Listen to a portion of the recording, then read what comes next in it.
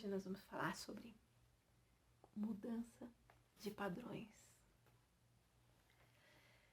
E naquele dia, depois de conhecer a Irancheta, de passar o dia com o jornalista que havia me dado o sinal de que eu precisava mudar para Ubatuba,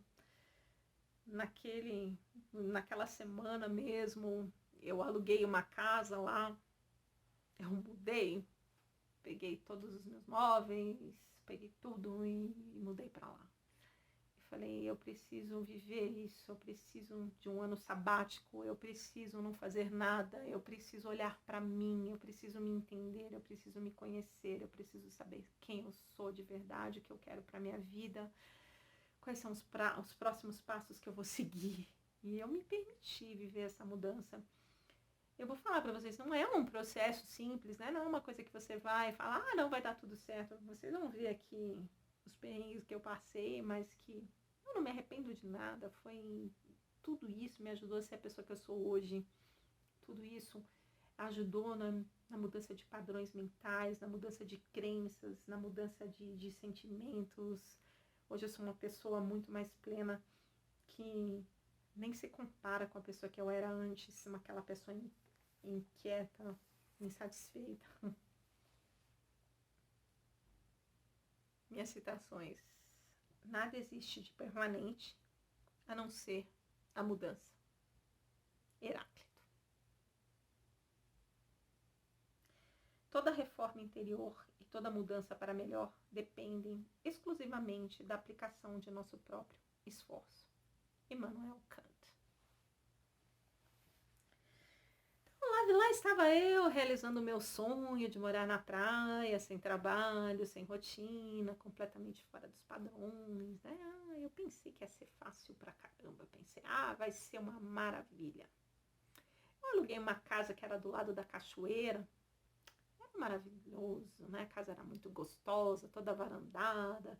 Eu tinha minhas árvores frutíferas no quintal, colhia minhas acerolas, fazia os meus suquinhos verdes e orgânicos, fiz a minha horta mas até isso chegar.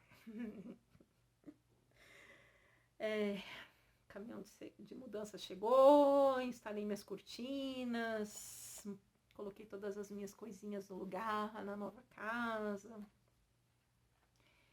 E eu tava radiante, né, com a mudança.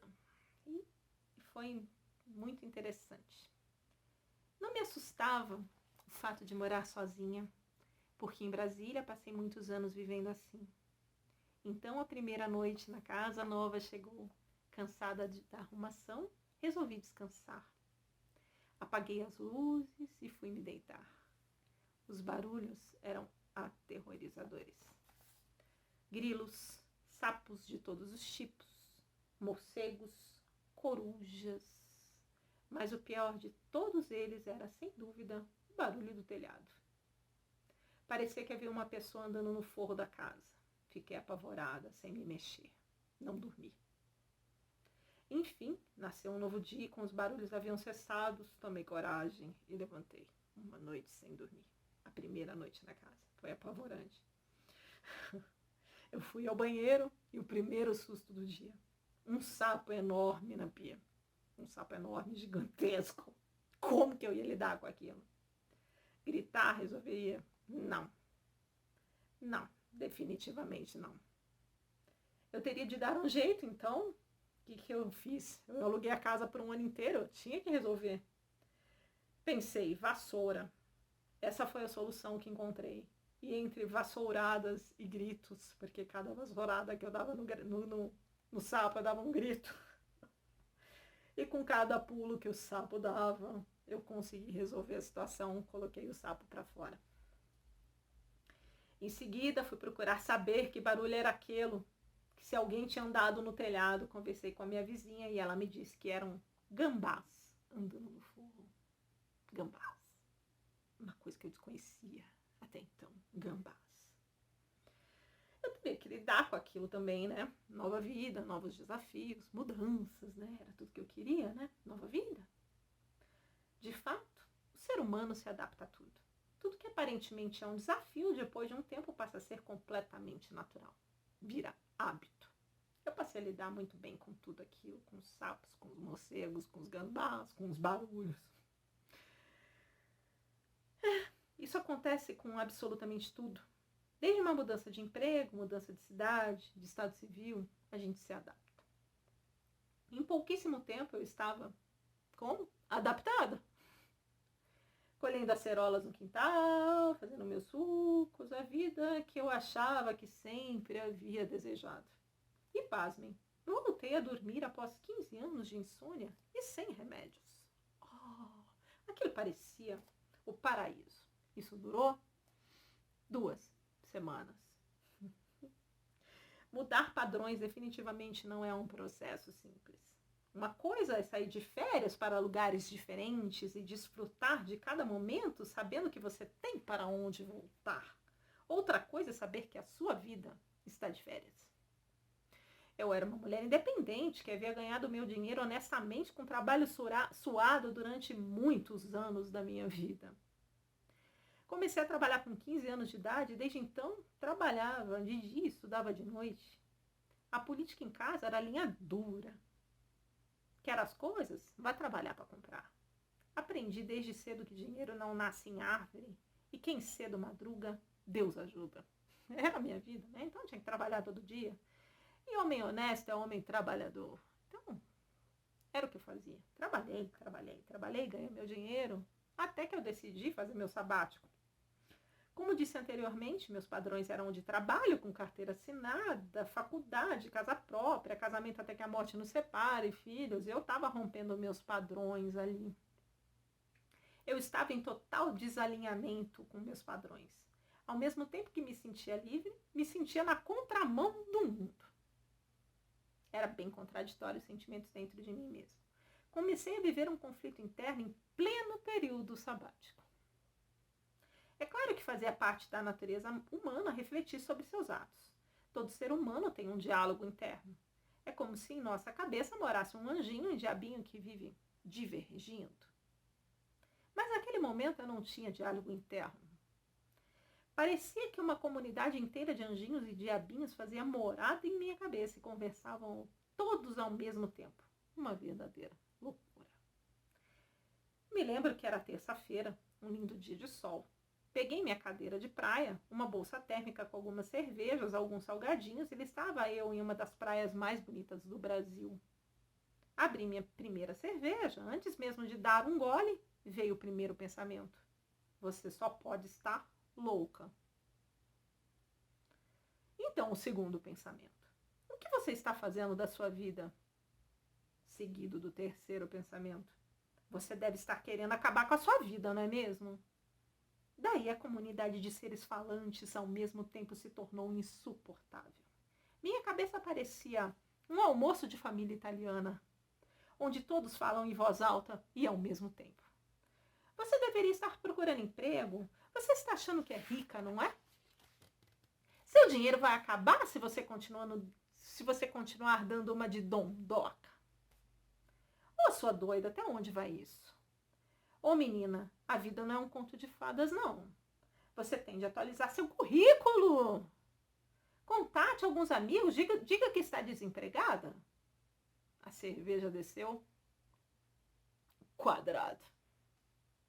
Eu estava ali em pleno período sabático, dona do meu nariz, sem nada a dever para absolutamente ninguém, livre, sem filhos, mas com padrões, tamanho, família para me atormentar.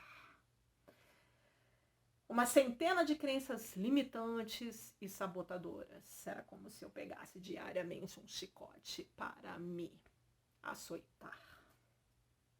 Eu tentava acalmar aquela comunidade empolvorosa com pensamentos do tipo: você merece estar aqui.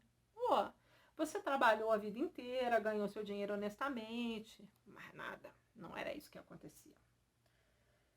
Era uma batalha campal, um cabo de guerra onde os pensamentos que se encaixavam em meus padrões de uma vida inteira ganhavam disparado na frente das minhas crenças inovadoras. Então, quando eu digo para você, mudar não é fácil, não, mudar não é fácil. É possível, é possível, é prazeroso, vale a pena, muito a pena. Mas eu vou te falar, mudar não é fácil, porque você tem que lidar, né, com os neuropeptídeos, mais uma vez aqui, para relembrar vocês. Todas as vezes que estamos fazendo algo que julgamos que é errado, sentimos o quê? Culpa. A culpa vinha e me açoitava. Comecei a me sentir culpada. E como em qualquer julgamento, todo culpado deve ser o quê? Punido. Punição, né? Eu não queria me sentir culpada, mas não tinha o que fazer. Tratei de arrumar o quê? Um emprego. Olha só, em pleno período sabático, o meu emprego. Olha que pessoa. Não era exatamente um emprego nos moldes que eu estava acostumada, né? Porque eu fui trabalhar como guia de turismo. Foi uma sensação engraçada. Passei de executiva bem remunerada a guia de turismo da região. Ganhava por dia com direito a almoço. Era muito bom. Aquilo eu ria de mim mesmo. Eu trabalhava, ganhava por dia, ainda tinha direito a um almoço. Era incrível aquilo. A minha comunidade interna que brigava começou a se acalmar. Afinal de contas, eu estava trabalhando, né? Todos os dias do verão eu trabalhei. Então, né? A coisa começou a mudar. Eu havia mudado para Ubatuba para me redescobrir, para me conhecer melhor, para entender a razão da minha existência, para refletir sobre a minha vida. Mas, como eu disse, mudar padrões não é uma coisa fácil. Em pouco tempo, lá estava eu encarcerada em uma nova rotina de trabalho, com obrigações de horário e tudo que fosse necessário para atender às necessidades dos turistas. E minha mudança de cidade deixou de fazer sentido naquele momento, porque eu havia desviado a finalidade. Algo passou a me sufocar. Eu só havia mudado o rótulo de advogada para guia de turismo, mas continuava me sentindo sufocada. A insônia reapareceu. Segui o verão trabalhando. Enfim, com a chegada do inverno não havia mais trabalho e pude descansar um pouco. Meu sonho era ter um cachorro, mas como sempre morei sozinha e trabalhava muito, achava que não seria justo com um bichinho. Enfim, havia chegado a hora de realizar meu desejo. E o Suel entrou na minha vida. O Suel é meu cachorro, é meu shih tzu, peludinho lindo. Hoje ele tem 10 anos comigo, meu parceiro, meu lindinho. Depois eu mostro ele pra vocês. Também me permiti namorar. E eu namorei com quem? Com um guia de turismo que me contratou. Que bonitinho. Finalmente estava entrando no clima do período sabático. Íamos à praia juntos todos os dias. Estava feliz, mas ainda não estava em paz. Acabei morando lá por 2 anos. Realizei o sonho de morar na praia, ter um cachorro. Eu aprendi a fazer esculturas em argila. Olha só que foi isso. Foi uma coisa muito louca. Eu virei artista plástica. Este foi um outro sonho realizado. Eu queria muito aprender a fazer esculturas em argila. Era uma coisa que, assim, eu sempre desejei. Eu via as pessoas fazendo esculturas e eu falava, nossa, que incrível isso. E eu realmente aprendi a fazer isso em Caraguatatuba. Foi um curso que eu aprendi com o senhor da Silva. Gratidão, senhor da Silva. Gratidão por ter me ensinado tudo que o senhor sabia sobre as técnicas de cerâmica. E eu passava as meus dias lá esculpindo. Fiz muitas esculturas muito bonitas. Foi muito legal. E acabei até dando aula de cerâmica depois. A vida como é interessante, né? Os nossos períodos, né? Os julgamentos internos foram aos poucos sendo substituídos por perguntas. O que realmente você quer da vida? No que você quer trabalhar? O que te faz feliz? Qual é a finalidade da vida, afinal de contas? O que é felicidade? E essas respostas, elas não vieram tão facilmente assim.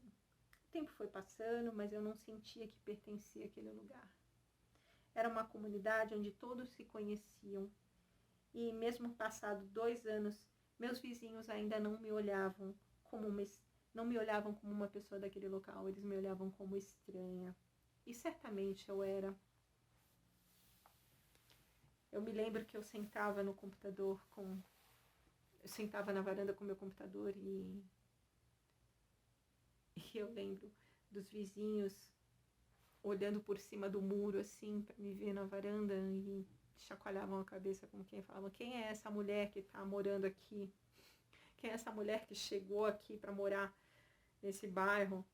Quem é essa mulher que não trabalha, que consegue pagar as contas? Quem é essa mulher que fica aqui fazendo esculturas de argila na varanda? Eu me lembro das pessoas me olharem como uma estranha. E eu realmente não pertencia àquele local. Mas foi muito importante para mim aquele tempo. Fui me cansando daquilo tudo. Ainda não havia me encontrado, mas decidi que já estava na hora de voltar para a civilização. Rompi meu namoro, trouxe de Ubatuba meu cachorro e as lembranças de um período de muito aprendizado, desapego, desafios superados, histórias para contar.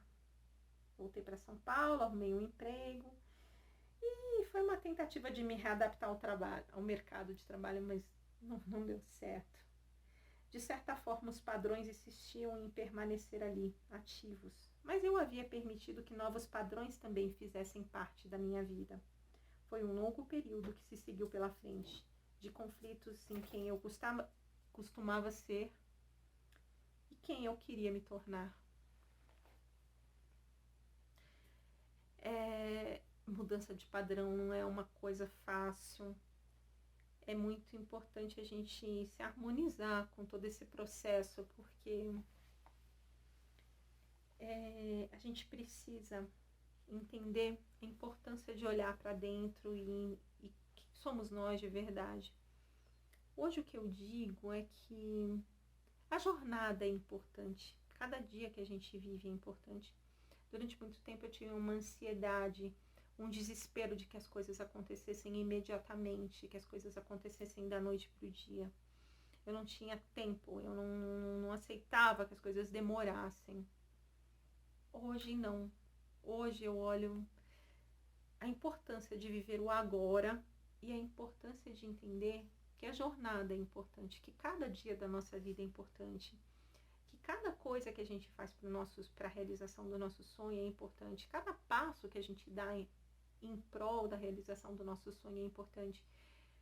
Não é só importante chegar lá. Chegar lá sim é importante, mas viver cada passo até chegar lá. Curtir essa jornada, curtir todo o processo de jornada é extremamente importante. E entender que nem sempre tudo é perfeito. Ou é perfeito, né? É perfeito diante de toda uma construção neural. Diante de toda uma história construída. Então existe uma coerência, né? Perfeição aí a gente pode substituir por coerência de tudo que acontece na nossa vida.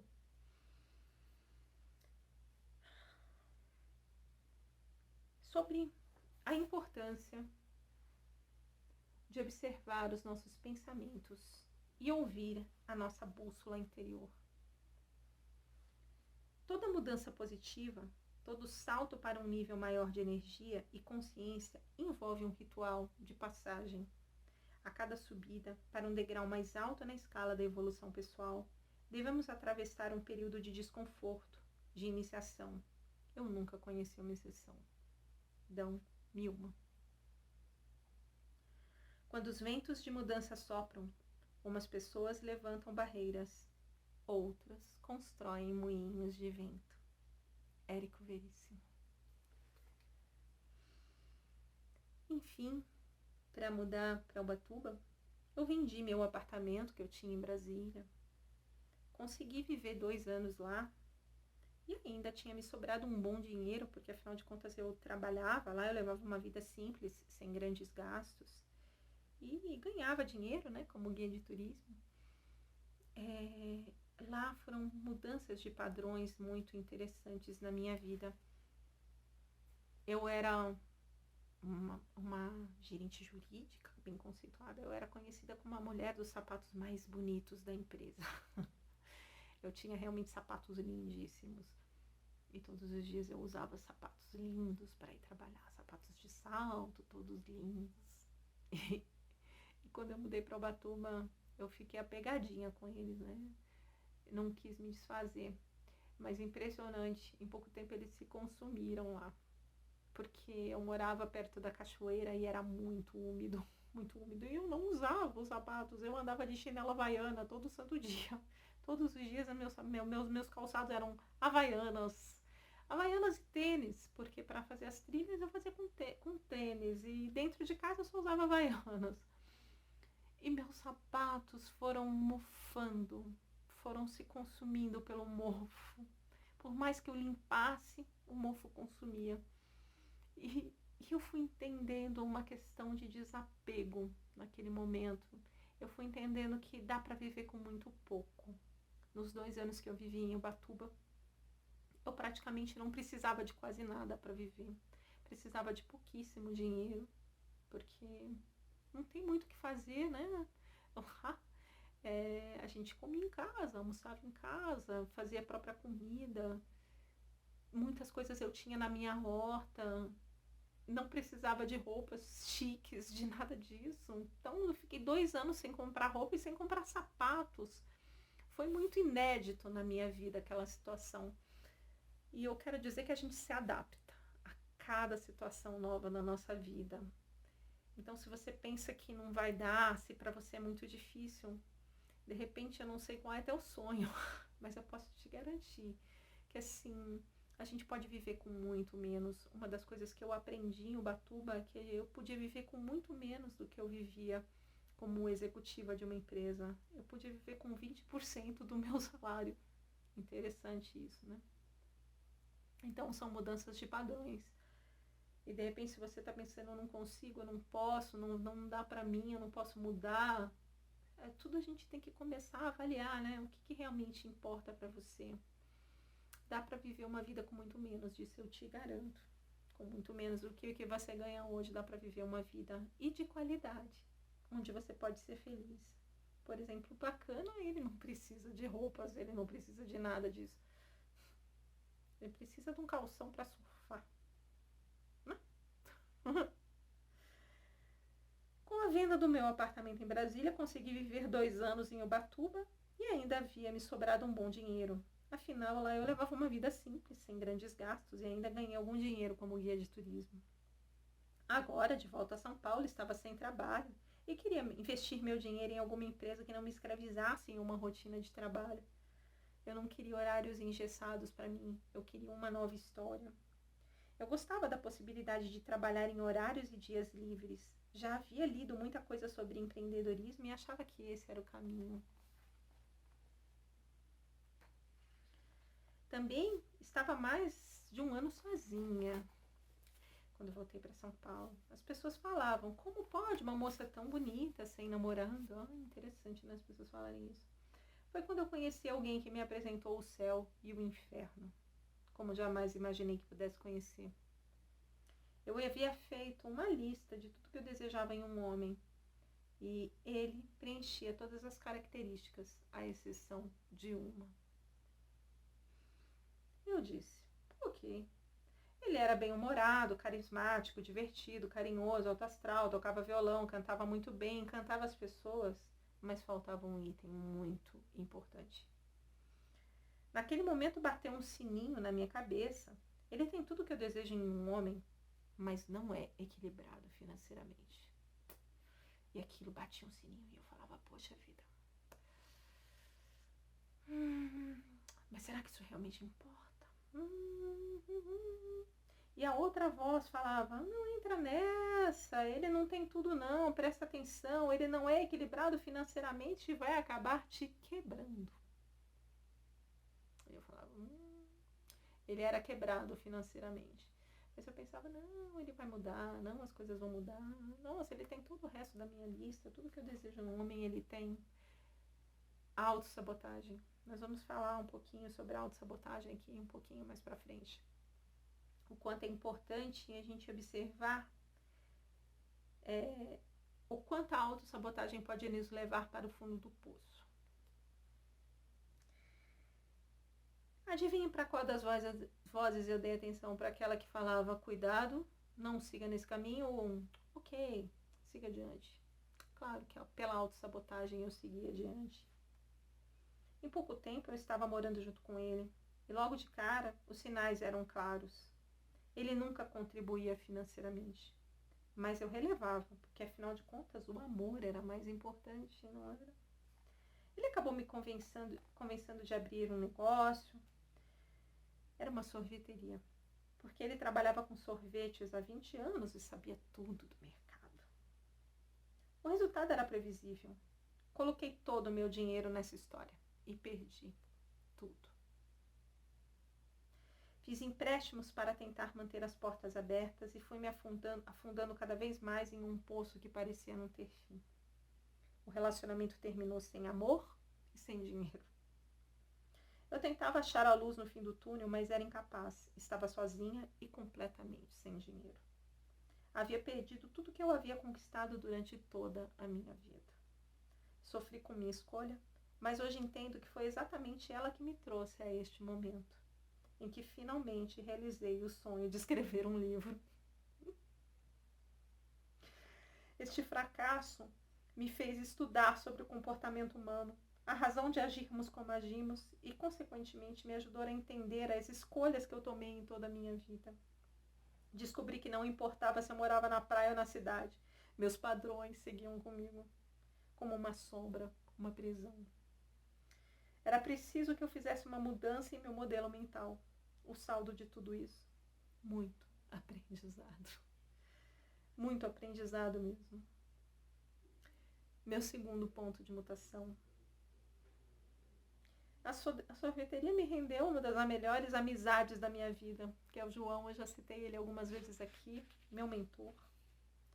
No dia que eu estava encerrando o contrato de aluguel do ponto da sorveteria, sentei pela primeira vez após meses para conversar com o locador. Ele era o locador da minha loja. Eu nunca tinha conversado com ele. No dia que eu encerrei o contrato, ele sentou para conversar comigo. Ele é empresário e surpreendentemente descobri que ele também era terapeuta. Disse-me que era uma pena não ter dado certo porque o ponto era muito bom.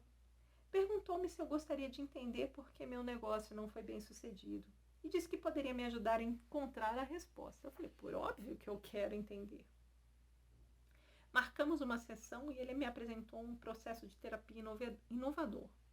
Conduziu-me a um estado de relaxamento e expansão da consciência e começou a me perguntar. Perguntas que o João faz nos processos terapêuticos dele. Quem cria tudo o que você vive? Quem cria as experiências que você vive, sejam elas de saúde ou de doença? Seja algo emocional ou físico, escassez ou prosperidade, alegria ou sofrimento. Quem cria? Quem é?